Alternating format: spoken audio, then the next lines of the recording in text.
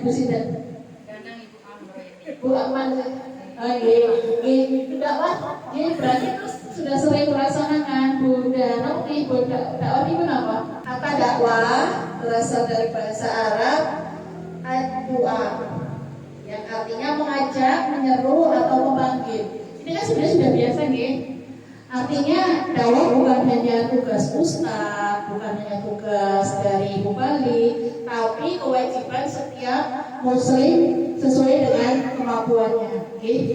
Dakwah itu ajakan, dakwah itu menyeru atau memanggil.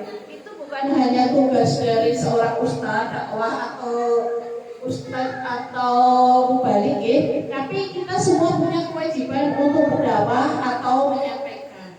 Walaupun yang kita sampaikan hanya satu ayat atau kecil gitu, misalnya bunda-bunda habis ngaji dari sini pulang ke rumah, bisa disampaikan kepada putranya, keluarganya, suaminya. Itu bagian juga dari dakwah. Atau mungkin di kelompok kajian kecil menyampaikan juga materi. Itu sebenarnya bagian dari dakwah. Dan dakwah itu tidak harus mubalik, tidak harus yang ustaz yang sudah kondang. Kita semua di sini bisa. Kayak misalnya begini, bunda-bunda di kajian ranting kali godang kayak gini.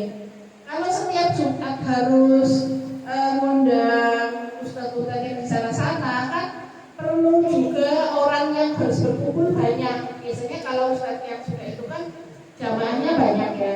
Sementara kalau kita harus jamaahnya menunggu banyak terus dulu, ya orang sampai-sampai orang pernah ngaji kan. Nah segini alhamdulillah di sini 20, 25, 30 orang berkumpul setiap hari Jumat istiqomah. Kemudian ada dari salah satu yang menyampaikan, tidak apa-apa, itu juga bagian dari dakwah. Atau bunda-bunda sendiri ngajak anak-anaknya untuk sholat, untuk ngaji, itu juga bagian dari dakwah, menyampaikan, mengajak.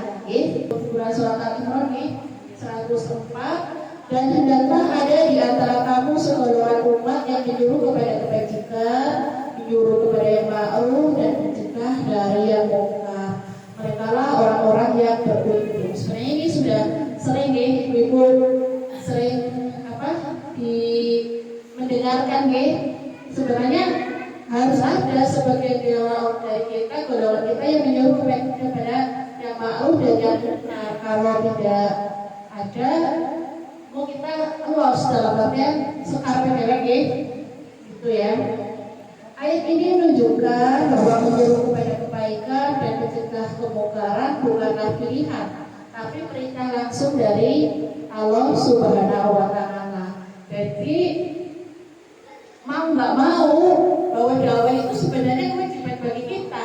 Kita punya kewajiban untuk berdakwah atau menyampaikan kebaikan-kebaikan dan melarang orang-orang berbuat mungkar. Itu sebenarnya kewajiban dari kita. Kita sebagai umat Islam untuk mengajak kepada teman-teman kita yang lain, apalagi kepada keluarga, itu wajib banget. Kalau keluarga tidak diingatkan sama kita, sama siapa lagi yang akan mengingatkan?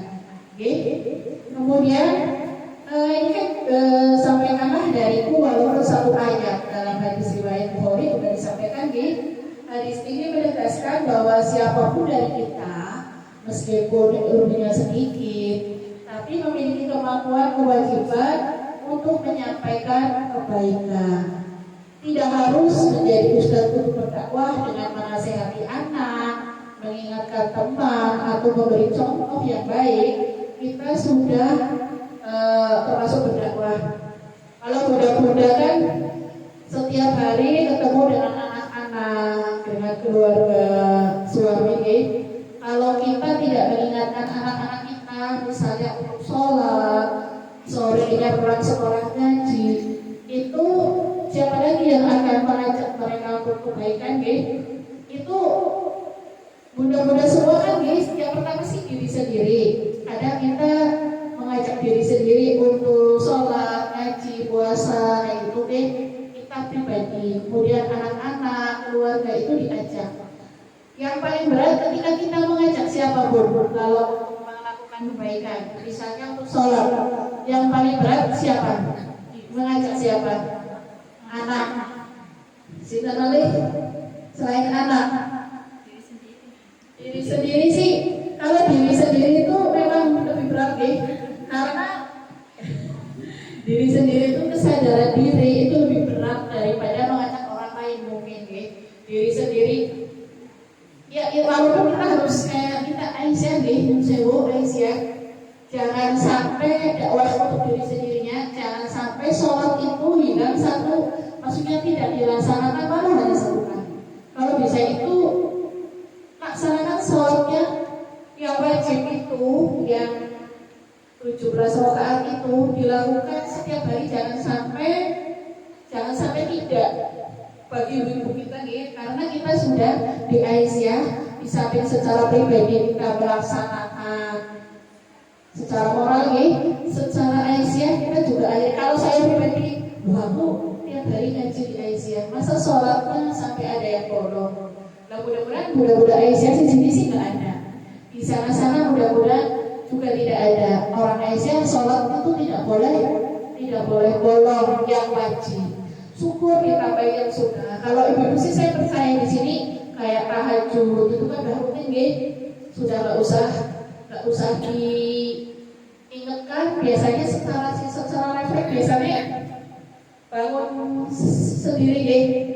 Sebenarnya kita hati nurani kita atau Allah sebenarnya mengingatkan kita kok. Kalau jam 2:30, jam 3 biasanya kita bangun kelilir. Cuma kita kadang nggak respect ketika Allah sebenarnya membangunkan kita, menyadarkan kita. Kadang kita melihat jam 2:30. Kalau hati kita, diri kita tidak dibangkitkan, oh berarti Allah bagi menghendaki untuk berjumpa dengan kita misalnya. Itu kita lahirnya tidur lagi. Masih 2:30, mau sebentar, 10 menit lagi. Akhirnya bangunnya jam 5 itu subuh gitu. Nah sebenarnya dalam jiwa orang-orang 2:30, jam 3 itu mesti dibangunkan. Apalagi kalau yang sudah biasa sholat tahajud lagi libur saja, lagi haid, bisa haid, mesti bangun dan nggak bisa tidur biasanya. Itu karena apa? Kita sebenarnya Allah juga mengingatkan kita, cuma kita sih orang merespon gitu Kalau bilang aku orang ingat sebenarnya mesti kadang entah kepengen ke kamar mandi, entah kadang apa dilalai bangun antara 2:30 jam 3. Itu sebenarnya waktu-waktu yang memang Allah kehendaki untuk berjumpa dengan kita juga, cuma kita sih kadang tidak meresponnya. Mulai hari ini mudah-mudahan ya walaupun tidak setiap hari, kalau bisa setiap hari usahakan sholat dibangun di seperti malam untuk ibadah kita. Kalau bunda-bunda satu hari satu malam sholatnya berapa rakaat? Yang sering bunda-bunda lakukan? Enggak, sholat satu hari satu malam dari sunnah sama rawatib sama itu biasanya berapa rakaat? Kalau sholat wajib 17 kan sholat wajib pasti. Bunda-bunda rawatib juga enggak?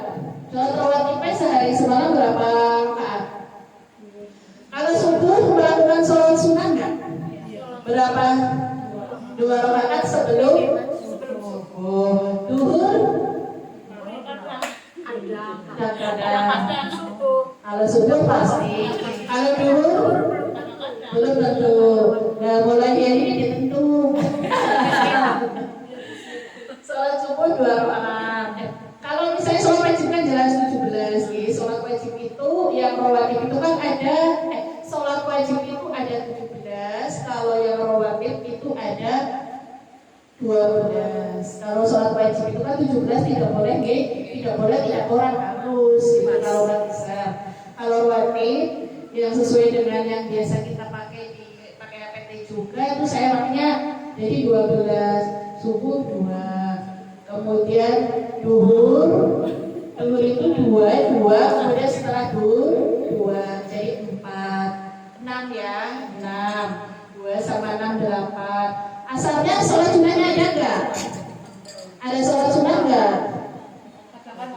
Nah kalau saya nggak pakai sholat sunnah di asar nggak. Paling ada nggak? 10. Isa? Bisa kadang. Isa. Nah, kadang semua. Isa 2. Jadi kan 12, nggih. Rawatibnya 12. Tahajudnya berapa? 2. Tahajudnya Loro. Bunda kalau tahajud 2 rakaat toh? Iya, 2 tahun. Kemarin. Kalau tahajud kalau saya itu 11. Yang disarankan di HPP juga 11. 4, 4, 3. Coba dibiasakan mulai hari ini kalau masih 22 ya nggak apa-apa, tapi mulai ditambahi jadi 11 gitu. Bunda tidak dulu. Tahajud beda. Sana 9 berarti rawatib apa? Fiturnya 3, nikone 6. Gak apa-apa. Kalau tambahin lagi gak apa-apa pun 4 tambah 3 jadi 11. Oke. Coba dibiasakan Bu, maksudnya untuk memperbaiki diri sendiri. Tahajudnya ditambah, rawatib. Jadi kan kalau kita lakukan semua 40 rakaat antara wajib dan sunnah. Jadi yang wajib dari 17, kemudian yang rawatib itu 12, tahajudnya